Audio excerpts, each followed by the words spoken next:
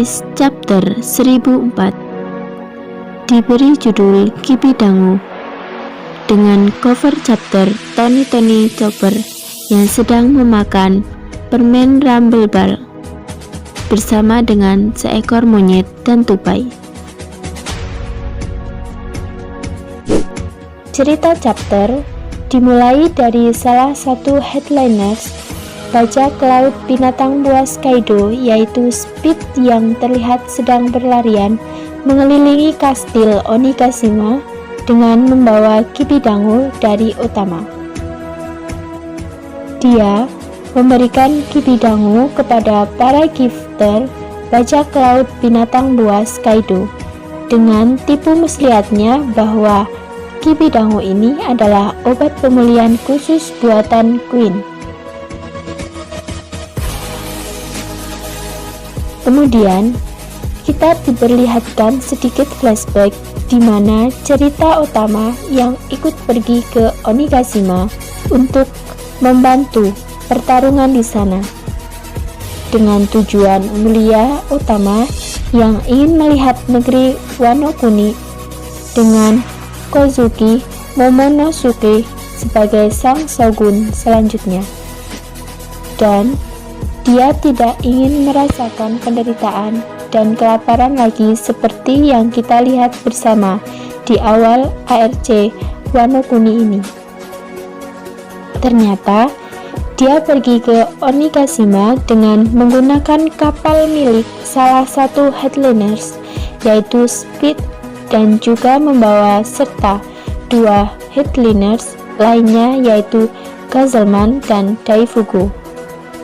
Dalam perjalanan menuju Onigashima, dengan kemampuan spesial miliknya, Utama membuat Kibidango dalam jumlah banyak. Wah, siapa yang menyangka seorang gadis kecil memiliki ide dan sebuah strategi yang sangat brilian, ucap Utama. Cerita berlanjut ke masa sekarang, di mana Gazelman dan Daifuku yang juga berlarian di sekitar kastil Onigashima dan terlihat sedang membagikan Kibidango kepada para gifter bajak laut binatang buas Kaido. Kemudian, cerita berpindah. Pertempuran sengit Franky dan Sasaki masih berlanjut. Franky yang dalam mode dan Sasaki yang dalam mode Zoan purbanya. Franky menembakkan ke arah Sasaki, tetapi masih gagal. Sasaki kemudian berusaha membalas serangan Franky dengan menyeruduknya, tetapi Franky berhasil meraih tanduknya dan membanting Sasaki. Franky kemudian bersiap untuk menembakkan senjata lain miliknya, tetapi usahanya digagalkan oleh divisi lapis baja Kaido dengan melompat dan meraih tangan serta kaki Franky. Secara bersama-sama, mereka menahan serangan yang diluncurkan Franky, sehingga pada kesempatan ini Sasaki gunakan untuk melakukan pemulihan setelah terkena dampak bantingan dari Franky.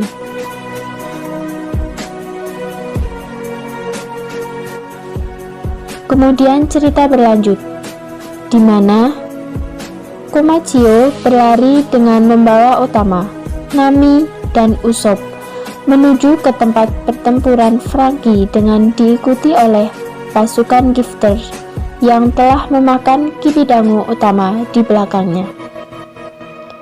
Franky menggunakan kesempatan ini untuk kabur, tetapi dia malah menabrak pasukan divisi lapis baja. Kedua Tobiropo atau Flying Six bajak laut binatang buas Kaido yang mengikuti Komachio berteriak bahwa para gifters ini telah berkhianat. Sasaki bingung mengapa para gifter bisa berkhianat. ulti yang merupakan salah satu Tobiropo melompat dan mencoba menyerang Komachio. Tetapi Nami dengan jurus Thunderland Tempo berhasil membuat ulti terkapar karena terkena dampak serangannya. Nami berkata, "Serangan ini tidak cukup kuat untuk menghentikannya. Aku butuh petir yang lebih kuat lagi dari ini." Cerita berlanjut. Usopp dengan ketapel miliknya yang dipadukan dengan Kibidango, Hisatsu Kibidango Stars, menembakkan Kibidango ke arah para gifter divisi lapis baja Kaido dan mengubah divisi lapis baja berada di pihak mereka. Sasaki terlihat bingung. Kenapa pasukannya malah berbalik melawannya? Dan Franky mengambil kesempatan yang bagus ini untuk melancarkan serangan. Franky dengan jurus barunya, Franky Sword Victory Flash, dengan pedangnya yang memancarkan cahaya, berhasil menebas Sasaki dan membuat tubuhnya mengeluarkan darah. Cerita berpindah. Sanji berhasil mengalahkan anak buah laki-laki Black Maria, tetapi ia tidak bisa melakukannya pada anak buah perempuannya. Black Maria pun berhasil menangkap Sanji kembali dengan jaring laba-labanya. Memang, kelemahan Sanji untuk tidak akan menyerang atau melukai perempuan bisa menjadi bumerang baginya.